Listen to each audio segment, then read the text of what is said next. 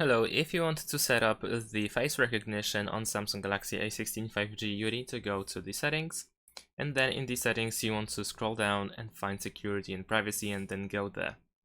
After that you want to open biometrics, and then over here you should be able to find face recognition. You need to have the screen lock to be able to set up the face recognition. If you don't have it yet, then you will be asked to do so before you can set up the face recognition. And if you have, then of course you need to enter the password. Now, after that we can press continue. We will open the front camera and we need to register our face, so let's do that.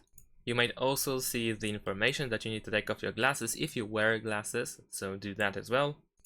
And once the face is scanned, you will go immediately to the face recognition settings where you can adjust the feature. So you can use face unlock in order to unlock the device. If you don't want to stay in the lock screen after scanning your face, then you can disable this option over here. And of course, it is recommended to require open eyes. And you can also brighten the screen temporarily so the face can be recognized in the dark. And that's pretty much it. Thanks for watching, leave a like and subscribe to my channel, and see you in my next videos. Bye!